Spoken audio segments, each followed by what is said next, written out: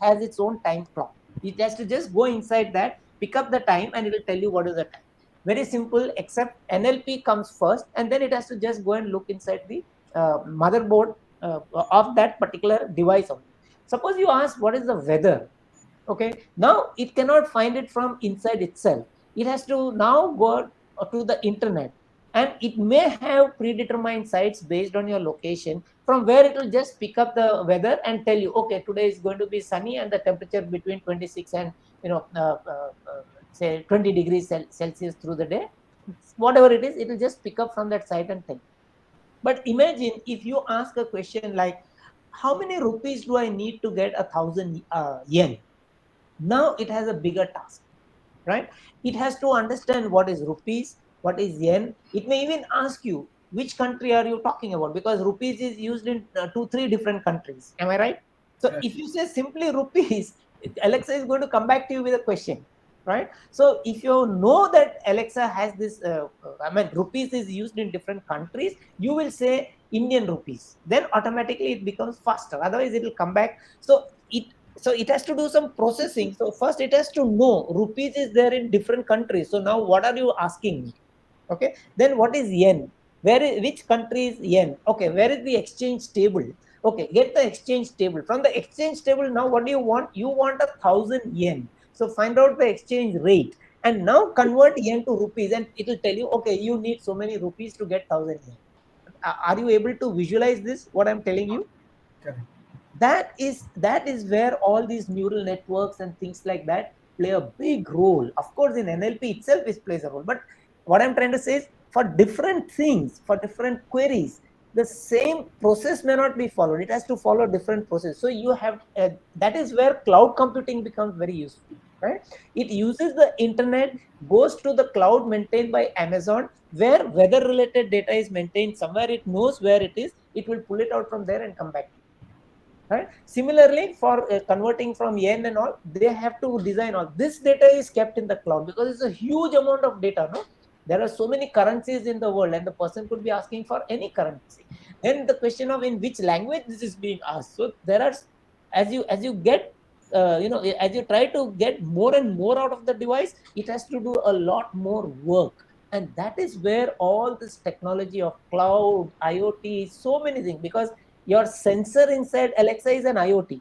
The sensor, you don't know. I mean, some of you may be knowing everything that you speak. If Alexa is on, no, it is recording. Oh, So afterwards, when you are asking something, it will know from what point of view you are asking also. So if you have been discussing some purchase of a television, no, then Alexa will automatically tell you, okay, this television has got a huge discount today. Would you like to buy it today? You have not asked it even. It can tell you that. Or you try you I mean ask it, okay, Alexa, tell me what are the prices of television. It will immediately take the model which you had discussed. How did it do that? Because it is recording everything that you are speaking at home if you have kept it on. Now that is the level to which technology is taking us today. So yes, it's a boon, but it can be a little bit of risk also. And this is where all these technologies come into play. Cloud computing. Today you have a huge storage data. You also have a huge amount of data generated by IoT. And if you have more data, then only you can go for deep learning. Deep learning essentially needs powerful computers and more data, and most of this data, 80%, is unstructured data. So it has to know how to handle this. But through big data, all this is possible. Through NoSQL kind of databases, you can store this kind of data. And that is where again you see a convergence of so many different information technologies. And that is where AI and ML is now tapping or harnessing all the power of these technologies, right? This is just use cases you can read. As I told you, it is almost using everything like neural networks, NLP, but at for different purposes, it may be using a combination of one or the other. Essentially, it is using all the technologies like machine learning, deep learning, even artificial neural networks, all of these applications. So I just want to end by showing you two photographs. This is IBM's Deep Blue, right? The Deep Blue computer is the one that against which Gary Kasparov lost. And this was in first they played the game in 1996, right? And I think in 1997, in 1996, Gary Kasparov won by one game out of a five game match or something.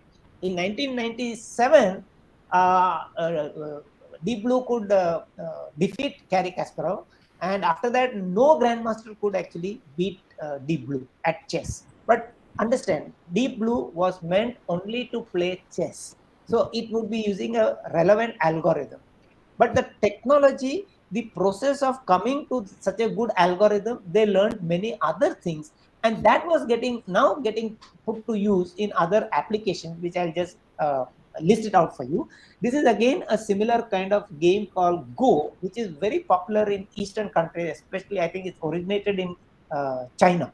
Okay, so AlphaGo, this is actually developed by a company called DeepMind. Anybody who is interested in artificial intelligence should visit the site deepmind.com. They have done some amazing work, and there you will get a list of the new domains into which they are doing research. Okay, but this group of people started in 2010 in I think London, and it was in 2016 that they had a computer program called AlphaGo, which could defeat Lee Sedol, who had the highest ranking in playing this game, Go. They use a yardstick called Dan. So level 9 is the highest. So Lee Sedol had level 9. And when he was asked to play at first, actually, both of them have very good movies. They're actually documentaries, but made like movies. You should go and see them. Okay, the movie on Deep Blue was called Game Over, Kasparov and the Machine. It was made in 2003.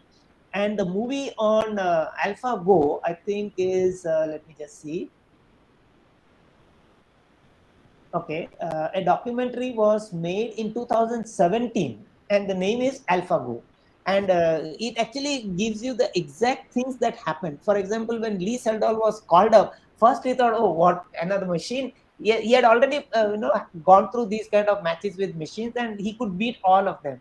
So he thought, no problem, let me go to London. So he's from Korea, and he was in Seoul. So he was called to London, and they told him, okay, this is what we want. He said, okay, no problem, I'm game for it. And he sat down to play. At the first game itself, he suddenly realized that something is different here. And afterwards, he went on to find that he could not beat that program. And the AlphaGo became very, very popular. So much so that they gave AlphaGo itself the ranking of 9 Dan. And till date, nobody has been able to defeat AlphaGo. So this is what is achievable. And DeepMind now says that they are working on problems of patient diagnosis, identifying cancer cells, identifying ecological changes, lot of complex problems. They're trying to get solutions using programs developed along these lines. So the development of these programs taught them what is possible and how do you go about doing it. This is the last slide, which again is just, you can see it later. These are all the different areas where artificial intelligence, actually you can say almost everything. Another very interesting area, if you are doing stock market investing, is what is called algo trading.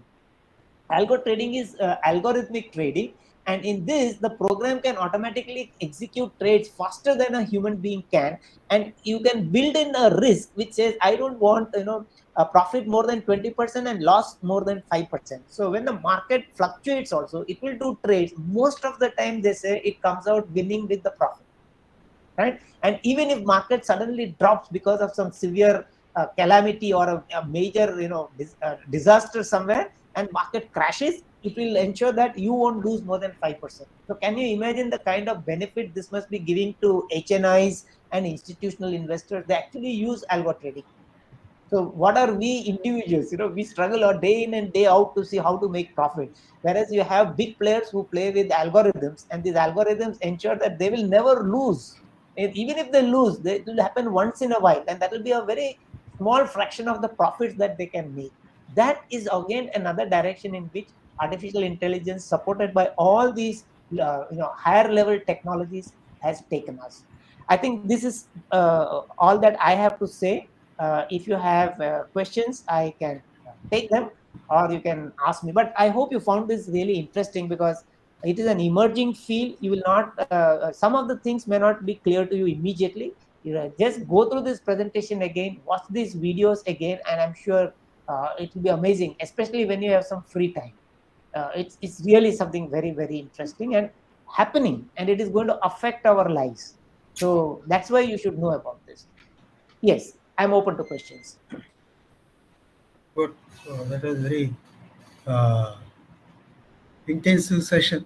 Yeah, it was a I little also, intensive, but I had to cover it because I wanted to give yeah, yeah, 360-degree view, take I you know. down to the neuron. So you should know what a neuron looks like, and then you see how it is mapped into a computer, and then you can understand the effort when you look at 86 billion neurons that your brain requires to do the kind of work that you're doing. That's Right, why they say that you are also not even touching the tip of your brain. What right, your brain can actually do, you haven't trained it enough. right. It takes some So more time.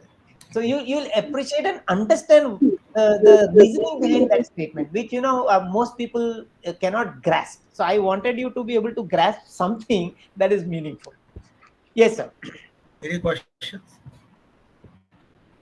Otherwise, after this, we'll take, say,